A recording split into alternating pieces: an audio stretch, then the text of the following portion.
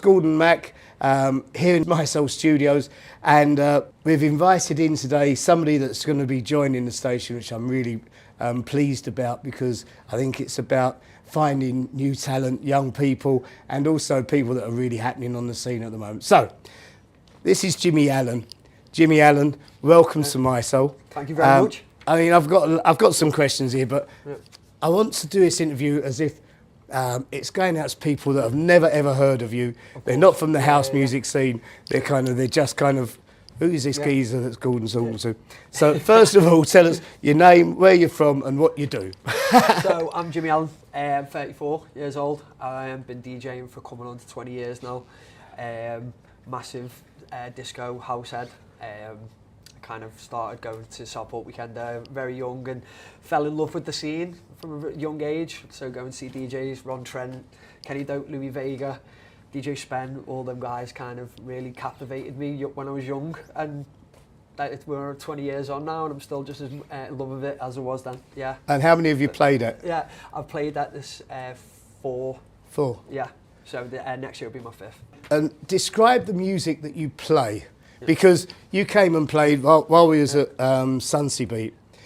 Brian invited you on to his 2 hours that he was doing live, and you came on and played.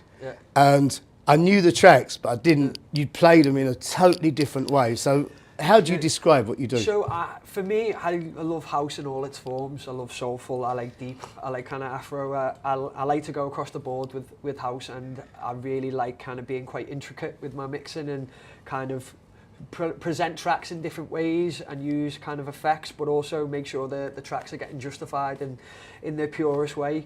And I always just like to make sure that people know that I'm invested and I'm enjoying it just as much as them when I'm playing, because it's all about, you know what I mean, being connected and involved with your crowd. And you know what I mean, sometimes it works, sometimes it doesn't, but that's like kind of the reason why we're involved in it and all. But yeah, because I saw you do 3 sets.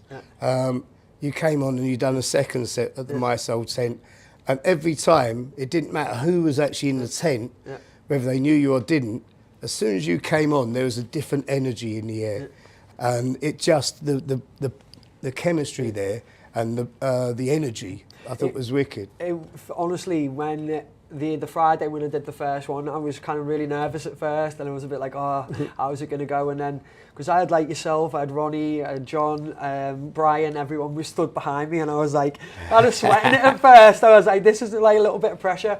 But then as soon as like I felt that energy in the room and I played my first record, I just felt completely at home. Obviously, we've been friends and we've known each other for years, but it's like for me, it's a big deal to even be around with you guys. You know what I mean? You've kind of helped shape me as not just someone who's into music, but as like someone who likes to go out and party and, you know what I mean, and get into music and stuff like that. So it was a big deal for me doing that Friday. Okay. And, yeah. Well, that's very kind of you. Us old men all. It's good to know it still works when you stand behind and go. I was sweating it, man. I was just like that, the first track shaking. No, it works really well. So, what was the first record? Can you remember the first record you ever bought? First one I bought with my own money, I think it was an Eminem album, funny enough, because I come from like a band background. Like my mum and dad were heavily involved in a club called Eric's in Liverpool. My dad was a drummer in a band called Big in Japan, and I know Big in Japan. And my uncle was a singer in a band called Deaf School. So I kind of grew up in not really in the house disco soul folk scene, and then I kind of got more into like hip hop and stuff like that, and then I found kind of electronic music, disco and house, and that was me then. Wow. And have you ever made any tracks? I've recently had an EP out that came out in May on a label called Hustler Tracks, which did really well on Beatport. It got into the top 10 house chart. And then I had another EP out the back end of last year on a label called Origins, which is more like kind of clubby stuff.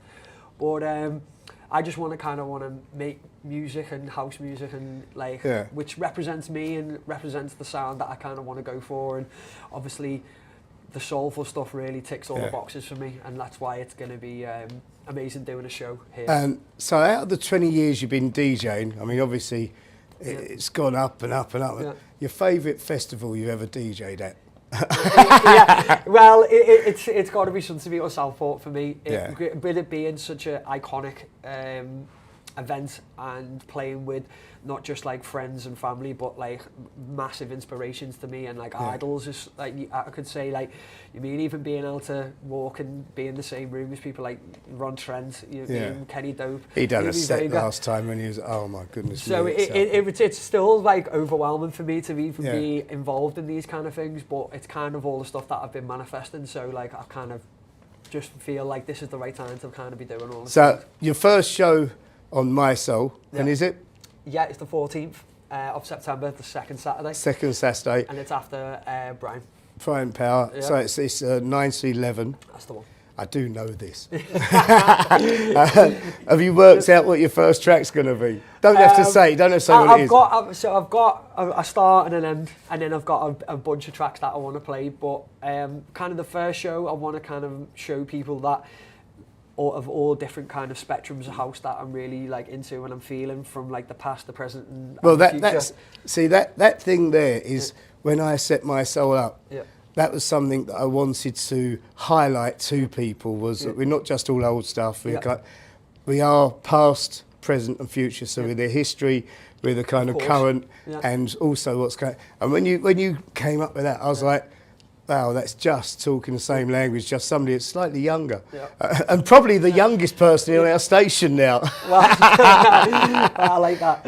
Yeah. But yeah, it's and for me, obviously, like the heritage of house music is something that I'm massively into as well. The history of where it came from, why it's so successful, the artists who have pioneered it. It's all something that I'm massively interested in as well. The music is obviously resonates with me quite a lot. So yeah, being able to play the all different forms of the house music really makes me happy.